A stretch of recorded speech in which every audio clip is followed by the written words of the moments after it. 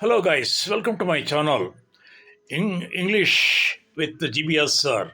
My name is Basuraj, an English teacher. Today I am going to teach you how to use where is and where are to know the exact place where the person is or the thing is. For example, where is our cat? ನಮ್ಮ cat ನಮ್ಮ ಒಂದು ವಸ್ತು ಎಲ್ಲಿದೆ, ಒಬ್ಬ ವ್ಯಕ್ತಿ ಎಲ್ಲಿದ್ದಾನೆ ಅಂತ ತಿಳ್ಕೊಳ್ಳಿಕ್ಕೆ ವೇರ್ ಆರ್ ಇವುಗಳನ್ನ ಬಳಸ್ತೇವೆ ನಾವು. Where is our cat? ನಮ್ಮ ಬೆಕ್ಕು ಎಲ್ಲಿದೆ? It is under the table. ಅದು ಮೇಜಿನ ಕೆಳಗಿದೆ.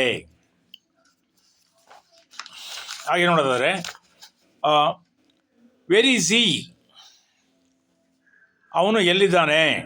Is here. ಅವನು ಇಲ್ಲಿದ್ದಾನೆ. Where is she? ಅವಳು ಎಲ್ಲಿದ್ದಾಳೆ? She is there. ಅವಳು ಅಲ್ಲಿದ್ದಾಳೆ. Where is Raghu? Raghu is in the canteen. Raghu ಕ್ಯಾಂಟೀನಲ್ಲಿ ಇದ್ದಾನೆ. Where is Balu? Balu is abroad. Balu ಹೊರದೇಶಕ್ಕೆ ಹೋಗಿದ್ದಾನೆ, ಹೊರದೇಶದಲ್ಲಿದ್ದಾನೆ. Where is Lata? Lata is downstairs. Lata ಕೆಳಗಿನ ಮಹಡಿನಲ್ಲಿ ಇದ್ದಾಳೆ. Where is Suman? ಸುಮನ್ ಎಲ್ಲಿದ್ದಾನೆ? Suman is around here. Suman ಎಲ್ಲೋ ಇದ್ದಾನೆ.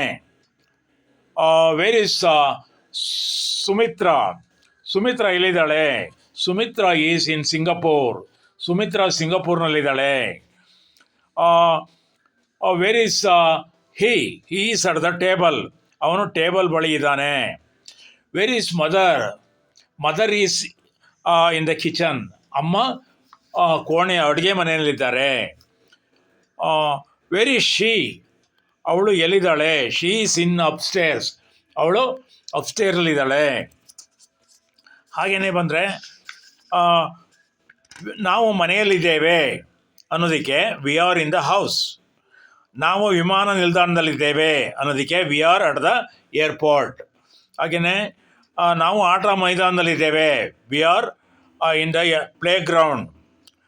ನಾವು ಸಭಾಂಗಣದಲ್ಲಿದ್ದೇವೆ ಅನ್ನಲಿಕ್ಕೆ V are in the auditorium. ನಾವು ರೈಲ್ವೆ ಸ್ಟೇಷನ್ಲಿದ್ದೇವೆ ಅನ್ನೋಕ್ಕೆ we are in the railway station.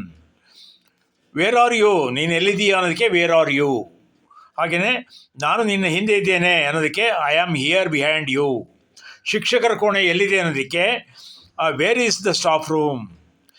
ಅದು ಆಫೀಸಿನ ಪಕ್ಕ ಇದೆ ಅನ್ನೋದಕ್ಕೆ it is next to the office. ನೋಡಿದ್ರಲ್ಲ ಸ್ನೇಹಿತರೆ, ನಿಮಗೆ ವಿಡಿಯೋ ಇಷ್ಟ ಆದರೆ ದಯವಿಟ್ಟು ಲೈಕ್ ಮಾಡಿ, ಶೇರ್ ಮಾಡಿ ಮತ್ತು ಮರೆಯದೆ ಸಬ್ಸ್ಕ್ರೈಬ್ ಆಗಿ. Thank you all.